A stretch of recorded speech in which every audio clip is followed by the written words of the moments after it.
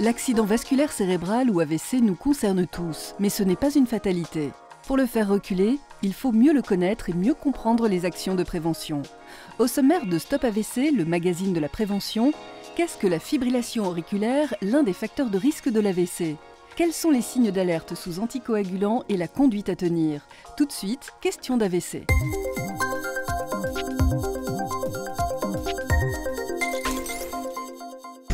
Le trouble du rythme cardiaque le plus fréquent s'appelle la fibrillation auriculaire. Elle est la cause d'un AVC sur 5 et souvent les plus graves et les plus invalidants.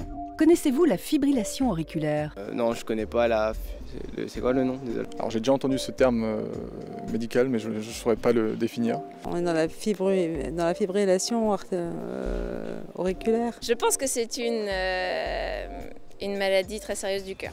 Non, je ne connais pas la fibrillation auriculaire. Docteur Olivier Hoffmann, vous êtes cardiologue. Il semblerait que les Français ne connaissent pas très bien la fibrillation auriculaire. Comment la définit-on concrètement? La fibrillation auriculaire est un trouble du rythme très fréquent du cœur, caractérisé par un battement très rapide et irrégulier du cœur et plus précisément des oreillettes. Les oreillettes fibrillent, d'où la fibrillation auriculaire. Parfois, vous ne sentez rien. Parfois, vous pouvez ressentir des palpitations ou des douleurs dans la poitrine, un essoufflement à l'effort ou être victime de malaise. On estime à 1 million de personnes en France qui sont atteintes de fibrillation auriculaire. C'est beaucoup. Pour la détecter, vous pouvez prendre votre pouls, mais c'est votre médecin qui pourra la diagnostiquer avec un électrocardiogramme. Le risque le plus grave avec la fibrillation auriculaire, c'est l'AVC. La circulation du sang pendant la fibrillation auriculaire favorise la stagnation et la formation de caillots dans le cœur qui peuvent passer dans la circulation sanguine et vont vers le cerveau, boucher une artère, c'est l'AVC. Le médecin essaiera de rétablir le rythme cardiaque, soit avec un traitement, soit par un choc électrique. Il prescrira également un traitement anticoagulant pour réduire le risque de formation des caillots dans le cœur qui peuvent causer un AVC.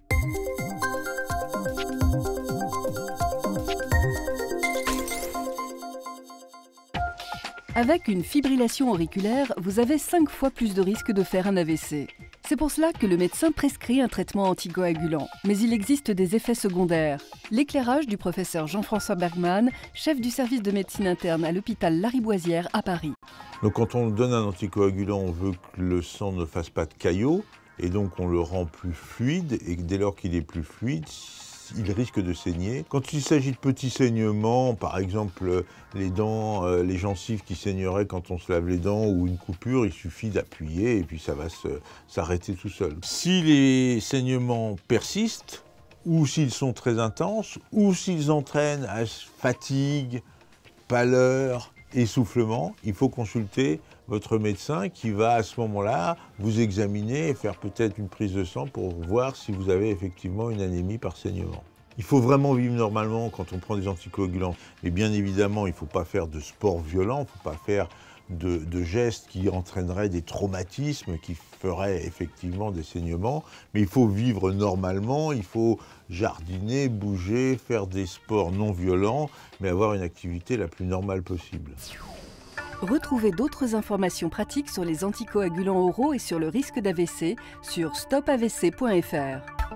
Face à l'apparition brutale des symptômes suivants, paralysie brutale du visage, faiblesse brutale d'un bras ou d'une jambe, trouble soudain de la parole associé à l'apparition brutale de troubles de l'équilibre, de céphalée intense ou d'une baisse de la vision, appelez immédiatement le 15.